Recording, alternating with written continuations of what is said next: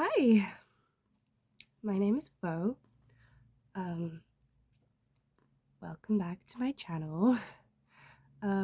Today we're going to be doing part 2 of something I did a long time ago. I was planning to do them a bit more in succession, but I completely forgot, if I'm honest. This is going to be the second of 3, hopefully, in my React series. We reacted to my interview with Kim on The Gap last time. If I can figure out how, I will do the little card thing. So you can go watch that if you want to. Yeah, this one is going to be reacting to the second video that I did with Lad Bible. This one was just a one-on-one interview for Minutes With was the series. Yeah, this was a couple years ago now. Let's have a look. I've got it right here. So when was this? 2 years ago. It was a lot of fun. I much preferred doing this one because I actually could speak. I could give my opinion and kind of correct some of the things that had been said, or like not necessarily correct things that have been said, but correct some of like the comments on the last one. And I don't know, I gave off young, quirky teenager who wants to have this new trendy disorder last time, even though nobody was diagnosed when I was. Do you know what I mean? Like, this was before TikTok even existed.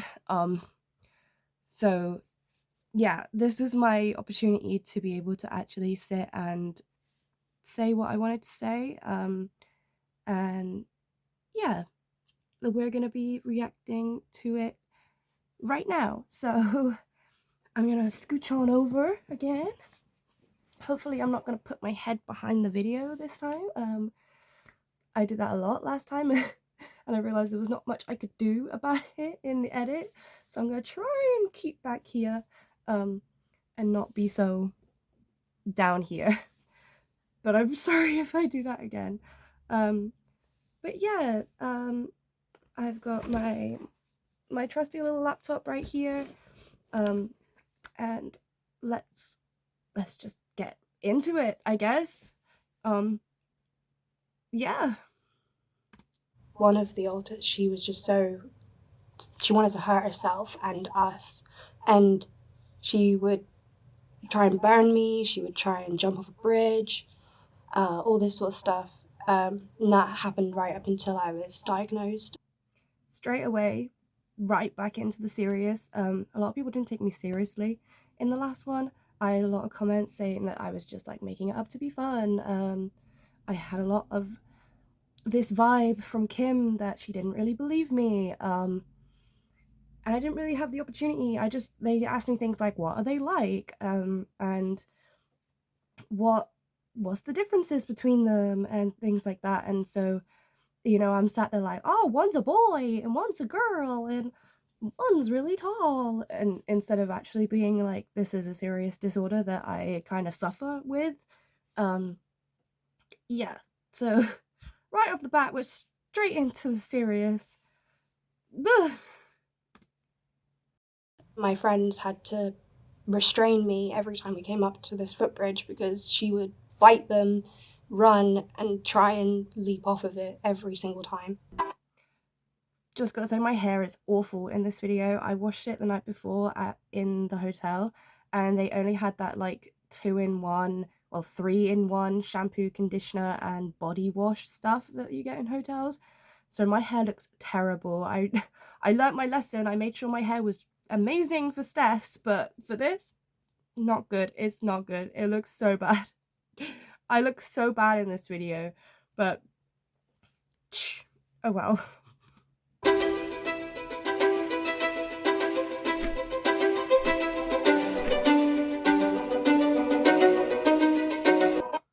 they actually called it the right thing this time instead of calling it split personality. Win for Lad Bible. So, can you explain what DID is? So DID stands for Dissociative Identity Disorder, and it means that the identity or personality as a whole has been fragmented. So my confident side or whatever, say, has been separated from me, and I don't remember that, and she's her own personality. They all collectively make my body, which we call a system. So each member of the system has to work together to make the machine work perfectly, like cogs in a system. And alters make up the single members of each system. The only idea that I had about what this was split personality. I'd heard that from Jekyll and Hyde, just a movie I'd seen as a kid, and this doctor with this evil side, that one is so nice and innocent, the other one is a murderer and is going to kill you, and that's what I was convinced that I had, this evil side of me, because she was so mean to my friends. She would hurt my friends. She would try and hurt me. When did you first realise that there was a difference between you and other kids? In my teenage years, I noticed that I was losing a lot of time and that I just couldn't remember what was happening in classes. But then I had all these people, my friends, coming up to me and saying that I'd said this to them, I'd called them this name, I'd been really horrible to them, or I'd stolen something, or I'd hit them, or something, and I had no memory of it whatsoever. And so many comments about me in that moment. I'm under these massive lights. I'm stressed out to shit because I've just got to choose my words carefully. I don't want to make a fool out of myself again on this channel. And I'm sweating like mad. And so I wipe my top lip because I'm sweating like crazy. I have to be like this to wipe my top lip.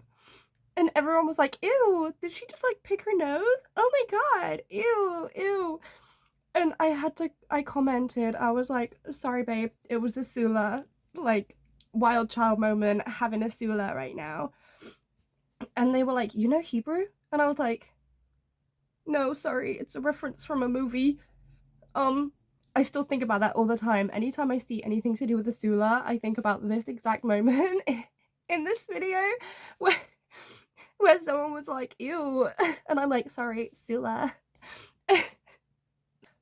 I hope I didn't say anything bad in Hebrew. I'm just referencing a 2000s movie. I knew it was coming when I was gonna rewatch this, and I was already cracking up about it, fuck me for wiping my lip, I guess. It was so hot under those lights, and I'm wearing a long sleeve t-shirt, it's not good. I just refused to believe that was true. I just refused to believe that I was doing these things to them. But then they would film it, or they would, other people that I would trust, like teachers would tell me, yeah, you said that, or yeah, that happened. And that's when I started to realize that something was going on that I couldn't remember or even know what was happening. What was your first memory of having alters? I was definitely a loner as a kid. I had a lot of imaginary friends that, looking back at it now, are probably alters. They were real to me as a child. Even my family would say that I looked like I was talking to a ghost or something, because I just could see them, I could hear them. They were so vivid as a child that I just spent all my time in my head playing with these imaginary friends.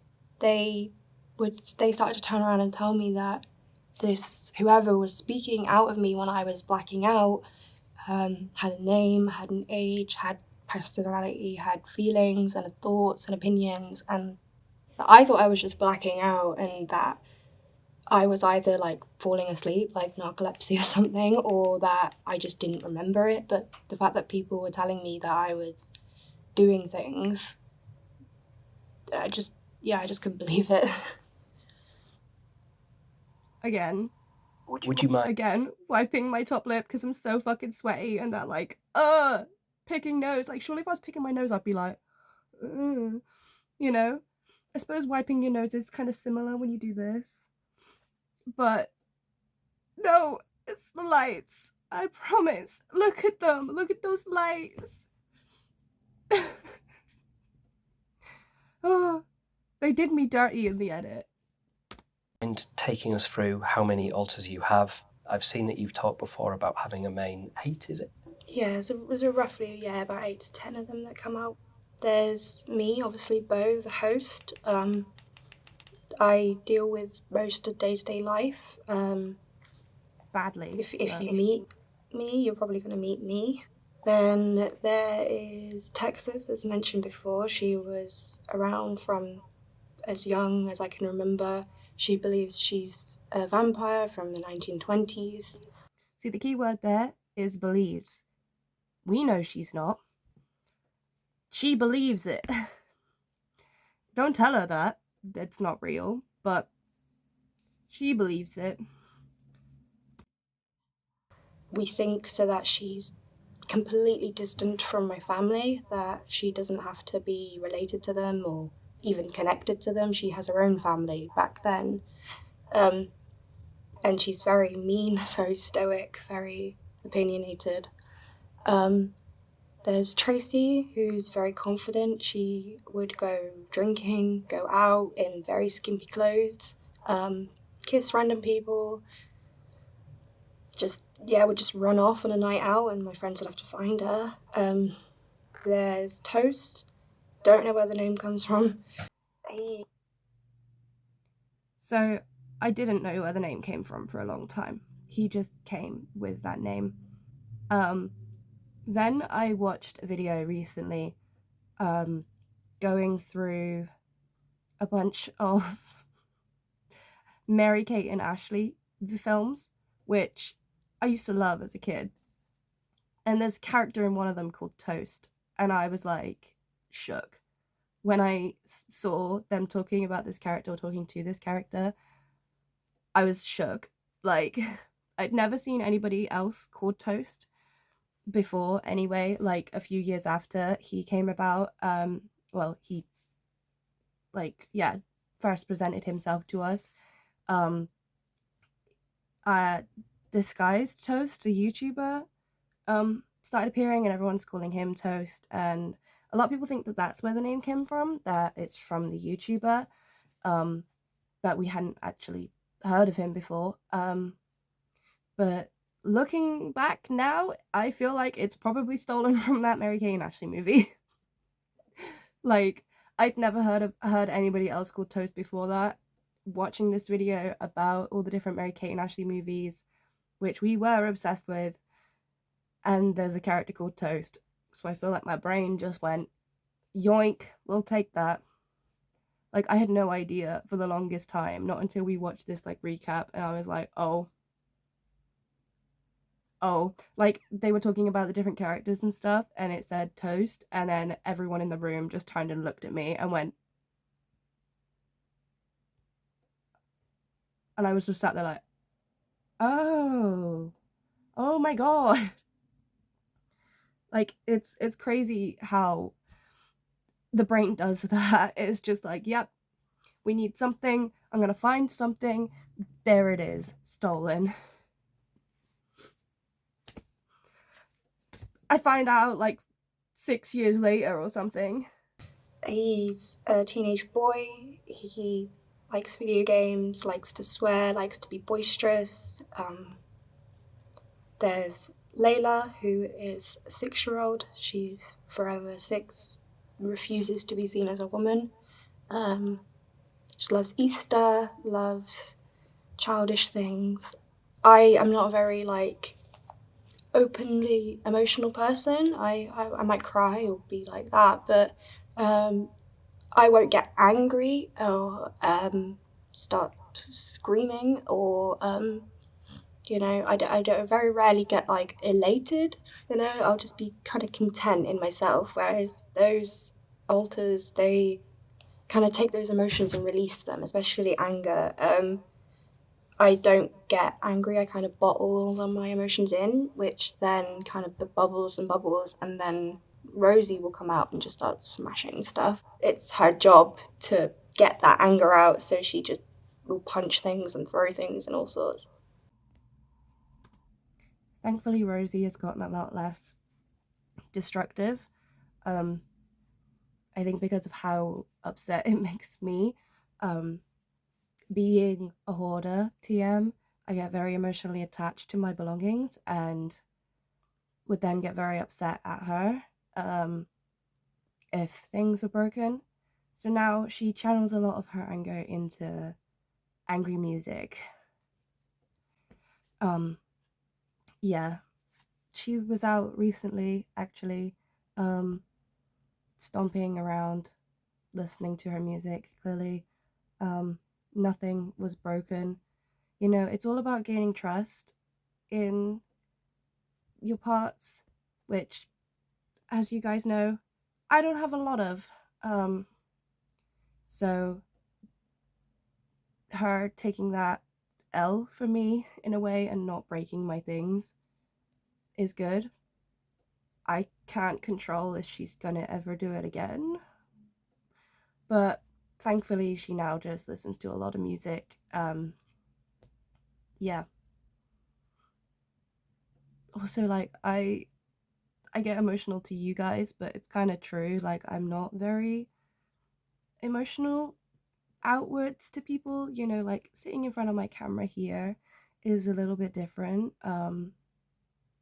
I spill all my secrets to you guys, but yeah, in person I try not to. Yeah. Can you tell us what a switch between alters looks like? Awkward close up. So, in my experience, from the outside, it can either look like I've fully passed out and drop my head down to the ground, or it can look like nothing. It can just look like a blink. I can be sat here right now and then just blink, and it would be somebody else, and you wouldn't even know. I think that's kind of the same with a lot of systems. Is you can either notice it, or you can't at all. It's very noticeable or not at all. There's also in between. I think I stumbled a little bit over there. You know, I'm very nervous. I don't really know what an in-between switch would look like. But yeah, we have a lot of less noticeable switches now, I think, as a bit of a defense mechanism. Because I used to fight it a lot, I would just get into these like dissociative states, like dissociative fugue in a way, where I would just be staring and be gone, you know, like what they say about how no one's in the body. Not really an accurate term, but it's kind of what like there's the best way to describe it, because it's like, you know, when you see someone who's completely zoned out and you're like, hello, and you're back, you know, it's like, where did you go? They're gone, you know. But not really, you know, it's not just like a hollow shell of a body and there's nobody there. It's just you're so dissociated and you're so spaced out that there is essentially nobody there. And because I'd fight that so often, I would just get completely delirious with spaciness and just be gone in a way, just completely zonked out. Whereas I try not to fight it as much as it anymore because of how badly of a dissociative state I would get into. That doesn't really help, you know, like as much as I would try and hold on to the front as long as I could, if a switch is happening, it's going to happen. And the longer you're in that dissociative state, the least likely you are to be safe, you know? So I'm learning to trust it, I'm learning to trust them, but it's still really fucking scary. You know it. In terms of what it feels like falling asleep. That's why I always thought that I was passing out, was it that few minutes before you pass out when you go to sleep, you don't remember it, you start to like go fuzzy, that weird feeling of your body like going in and out of consciousness, it feels like that. But then that final moment when you drift off, instead of me dropping to the floor asleep, somebody else would start talking. What would trigger a switch?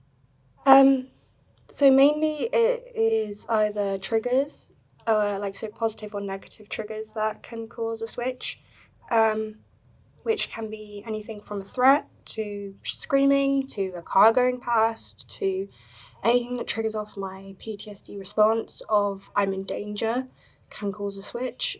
But also in the opposite sense of something that is so vividly linked to another alter, like a smell or a flavour or something visual, that can bring them forward. But it can happen up to like a couple times a day, up to like a couple times a week, to none for a month. It can be anything. It just depends on the triggers that are around you. If I spend a whole month in my house and then nothing's happening, then nothing will probably happen. Whereas if I'm out in London, say, it might cause more because it's so many more things or new triggers or whatever. Sometimes I can try and like fight it off. Like if you're fighting to stay awake, you can keep your eyes open and you can keep pushing your head back up if you're dozing off, but eventually you might pass out, But it's exhausting. Like if I am ever fighting it, I'd get really, really spaced out. I just get really, really tired. It's like mental strain to try and keep yourself consciously here. What causes DID? So But they were all so lovely. I love the Lab Bible crew. They're so kind and welcoming. It was really cool to see their office. And also it was the first time I'd ever done a COVID test when I was there. It was like 2021 or something. It was like late 2021 and I'd never done a COVID test before then because I don't go anywhere. Like I don't need to do that. I was like, imagine it came up positive right now. That would be the worst thing. But yeah, they are so lovely and it was so cool to see their setup and stuff. We have we've got our two things over here. Hang on, let me pause and show you. So my wardrobe. Welcome to Bo's wardrobe. But look, here we went. This is where we went to the studio for the second video. With like there was Lab Bible signs and pillows everywhere. And this is one of the questions from the first video. I think it's something to do with love life, the actual question. But yeah, it's really cool having our little trophies in a way. It's really cool to remember that we did that. Anyway, back to the video. People believe that, I don't want to say anything definitively, but most people believe that DID is caused by repeated childhood trauma, which can be anything from mass disasters. You can see that I'm trying so hard to say the right thing here. Like I'm like, don't want to say definitively, even though I know for a fact that that's what causes it. It's hard when it's just you. It's to a murder in your family, to childhood abuse, to anything, as long as it's repeated childhood trauma. I love how I said a murder in your family and then went on to say repeated childhood trauma. Like, surely that would be multiple murders in your family, not just one. Like, unless that caused repeated trauma somehow, I'm not sure that a murder in your family would cause DID. I'm nervous, you could tell. Get your shit together, Bo. Do you know you've had trauma because it's been described to you by somebody? Yes and no. Like, I have the weirdest memory that I know it happened and I know what happened, but I don't remember how many times or how often or what ages. I just remember that it was routine and that was the normal for me as a child. It's definitely scary, like knowing that I've had trauma and that I don't remember a lot of my childhood, that it could have been anything. Can you talk us through how your teenage years were after leaving school? Yeah, so, well, the majority of it happened in like secondary school. That's when it all kind of kicked off with them just doing things, talking to my friends. One of the main issues with it was that one of the alters, she wanted to hurt herself and us, and she would try and burn me, she would try and jump off a bridge, all this sort of stuff. And that happened right up until I was diagnosed. Every time I would come to this footbridge, she would always desperately try and claw herself off of it, and to the point where my friends had to restrain me every time we came up to this footbridge because she would fight them, run, and try and leap off of it every single time. This is a true story. Not that I would lie, but it wasn't until a little bit later that I realized that it was happening, because every time we'd come up to this footbridge, my friends would like link arms with me, and I was like, at first I was like, "Ooh, what are we doing? We're off to see the wizard or something," and they're like, "No, bitch, you're gonna try and jump off," and I'm like, "What do you mean? Like, no, I'm not." And yeah, it started to panic me, because at first I obviously had no idea that it was happening, and then they started restraining me, and they started telling me, "Stop trying to jump off," and I'm like, "I'm not," you know? So then anytime it would come to the footbridge and they would grab my arms, I would start having the biggest panic attack, because it's like, I don't know what's about to happen. You keep telling me that I'm trying to jump off. I don't know what's happening.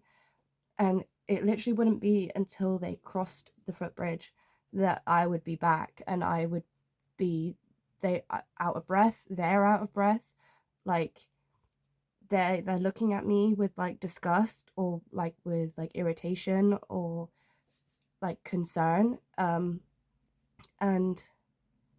yeah, it put a lot of fear into me. I think that's where a lot of my fear of switching comes from, is the anticipation of coming up to this bridge every time, and then knowing what was happening when I was blacking out. Like at first I thought, I just don't like the memory of it. I just don't like crossing this bridge, so my brain just blocks it out or something. But then to learn that I was actively trying to kill myself, essentially, it put the fear into me that I couldn't let these parts out. I couldn't let any of them come forward, because what if they try and do that again? Like, what if they try and jump off a bridge and succeed? I was always so afraid that one day they wouldn't have me. One day my friends wouldn't have a good enough grip on me, or wouldn't make it to me in time, and I would be gone, and that would be it, just because I tried to cross a footbridge, you know? Yeah, it's scary, and I think that's why I wanted to tell this story, is because a lot of the time, well, a lot of the comments and a lot of the impression that I made from the first video was like, "Oh, silly young girl, not she's just doing this to be quirky," and I'm like, "No, I've suffered with this for a long time. It was really fucking scary." Um, like, I could not be like, there's another world where I'm not here because of what these parts have tried to do, you know? Thankfully, I don't live near the bridge anymore. I don't live in that area, and I still refuse to cross it just in case, you know? So thankfully we haven't had any instances of it happening again in a long time. But yeah, I don't want to risk that. Ugh. Yeah. Is that altar still present? Yeah, so she's been around the longest, I think. She's got like high delusions to think that she's not part of my family. As a teenager, used to burn me all the time I'd come to all the time with my hand under a hot tap, and have to yank it away before it would burn. Was it a relief to be diagnosed? When I got the diagnosis, I was I was like, oh my god, this makes sense. This is incredible. All these things that have been happening to me for years, I know what they are now. I'm not gonna kill anybody. You know, it's nice having somebody turn around and go, you know, no, you're not crazy. This is a real thing, and it's happened because you've had a bad life. And then, yeah, but then you turn around and you go, oh god, no. But that means that I have had a bad life and I have got this disorder. You know, somebody turns around and says you have a very severe trauma-based disorder, then you know that you've been through that. I think a lot of people, especially on social media nowadays, seem to think that it's lots of fun and that it's friends in your head and that it's pick and choose cool alters, you know. Yeah, they seem quirky and cool like a vampire and a trendy 19-year-old or whatever, but I don't know anything about them. I don't know what's happening when they're out. I'm not gaining any of the good parts of them being forward, per se. Is there actually a cure or a medical way of dealing with DID? So, yeah, so there's two main ways of coping with DID. So, the main that everybody... Just going before we move on, like that was me being spicy.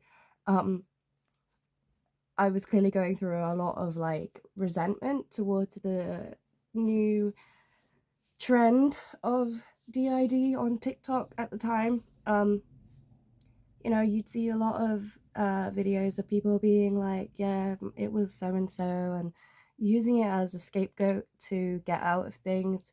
It feels like a way to role play as your favorite characters, and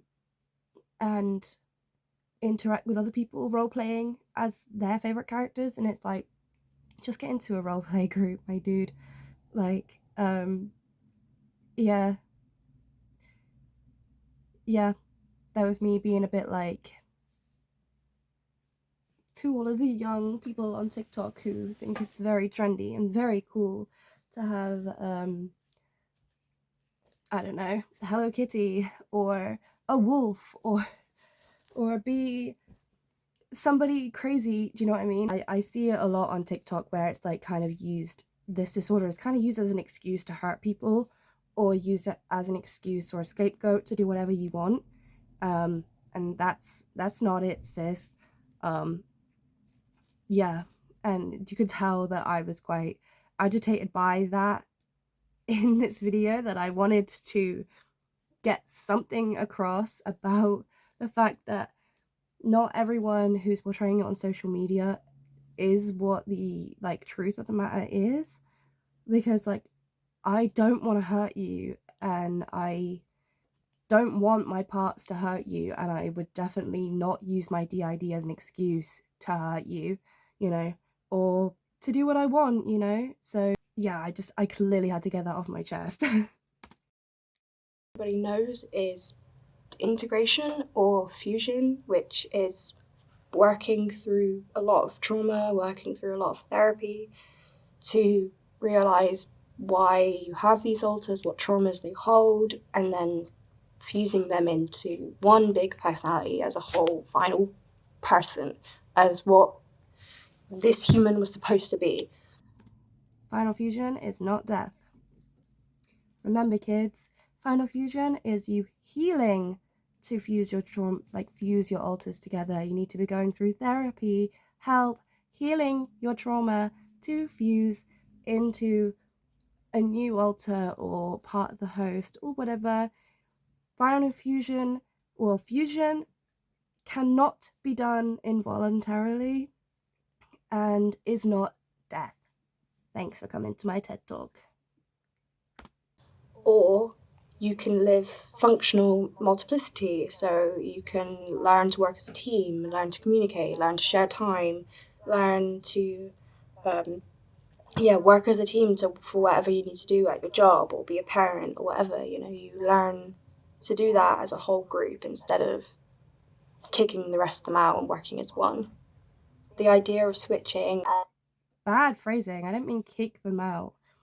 Like, fusion is not kicking them out either. Fusion is a good thing. Fusion is that you are healing and you are getting better. And of course, you can get better with functional multiplicity as well. You can get to better communication and better system collaboration on things, and that it's also healing. Both of these things involve healing and cannot happen without some form of healing, you know. They're not just gonna happen, and they're not just gonna happen against your will either. You need to be actively in some form of trauma therapy or working towards it, or at least actively processing the memories that an alter holds, to mean that they are no longer needed and that they will fuse. Final fusion is not death. Fusion is not death. And letting go and letting them out is so scary to me because of everything that's happened. But I don't know if I want to just get rid of them all. I think I probably do eventually, but I'm not at that stage yet. Because I don't remember. A lot of systems, if they switch, they might remember, or they might have a little bit of memory leak through, or at least know where they were or who was out or something like that. But because mine is so completely black out, I need to build up that communication first before I can even think about getting rid of them. If I was to fuse, it would probably be all of them kind of fusing into me, and I would have all of their memories, I'd have all of their personalities, so I'd have Toast's boisterousness or Trace's confidence or Texas's mean edge, you know, that would all be in me as one human. What advice would you give somebody else thinking, I think that's me? To not be scared, I guess. That was one of the things that really affected me, was that I was just terrified of it.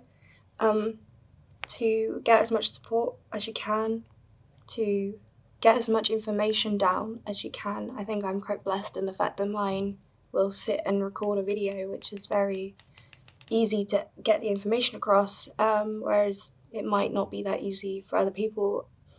What does the future look like for you? I'm hoping to go to uni, hope to be a parent eventually. Yeah, I worried before that this might be a problem. You know, if I had an evil side, would they try and murder my baby? But I've seen now that that's not the case at all, that people with DID can be incredible parents. Shout out to Jess. Big love. And loving parents as a team, and that it's not going to be something that stops me from going to uni or becoming a parent. A lot of people who have Tourette's. Oh, hi. That's not me. I'm so like honored that I've been on the same show as her. Like some of the people that have been on Minutes with, I'm like, what? I've been on their show too. Wow. Look at me go. Hey, you'd be the same. Like Tomska has been on this. Like, what? I've been on the same show as Tomska? Yeah. So that was that. Boo. Blah, blah, blah, blah. This one was a lot more nerve-wracking. I don't know why. Watching the first one, it was more about like correcting some of the things that had been said or had been edited weird, or kind of drawing light to how Kim was with us behind the camera. Whereas this one is just about me. And it was a lot more spotlight on me. So I don't really know what I can comment on, you know, there's less that I can be like, oh, that's how this happened and that's how this worked. But, you know, I hope that you've enjoyed the ride. Me saying right at the end of it, P.S. I'm not wiping my nose, I'm wiping my top lip. It's hot under those lights. Sula. And then, yeah, somebody was like, I didn't know you spoke Hebrew. I was like, no, it's a movie reference. Sweaty upper lip alert. I love Wild Child. A lot of people were like, why is she poor? Bro, I don't know. Why am I poor? You want to fix it? Send me some money then. Like, don't blame Lad Bible for me being poor. Yeah, there was a lot of positive comments this time. Let's do sort by newest first again. That's where it changes. DID is the devil. Wake up, people. You have to practice religion. You gotta have a prayer room inside your home. Bowing to a God is the answer of all. God bless you in advance. I don't know why that needed to be like Southern American, but it did. It's because I watched Maxine last night, and that's how he talks. In that, he's like, the devil, you gotta praise Jesus. My daughter has the devil inside of her. And I loved seeing you guys in the comments here. I just seen a comment from one of you guys. It was so nice that you guys came to support me in the comments. And I love that yeah, you guys came to my aid and came to support me. You the best. Not friends, demons. Bo needs deliverance. Bless her. I don't know why I find them so funny. Like, okay. Like I said in my last video, I thought it was demons for a long time too, babe. I thought it was demons for a long time too. I thought I was possessed. But then you learn, no.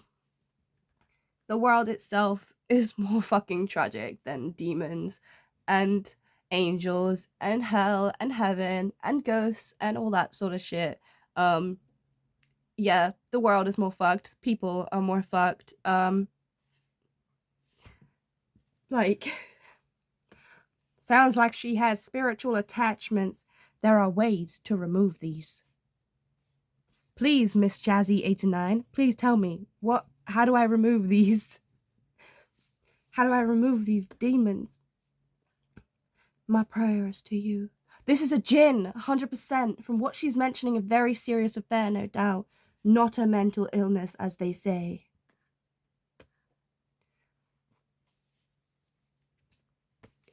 See, there we go, guys. There we go. The comments have cured me. They figured it out. I have the djinn. I have demons. I have ghosts, apparitions, all of it. I just need Jesus. I just need to see an exorcist. I need an exorcism done to get rid of my demons.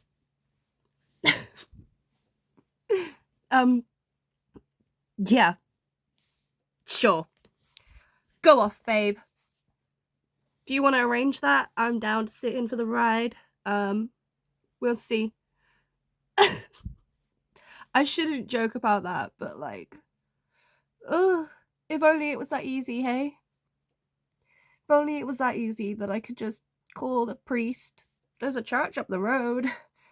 Just go in and be like, I have demons. Exorcise me.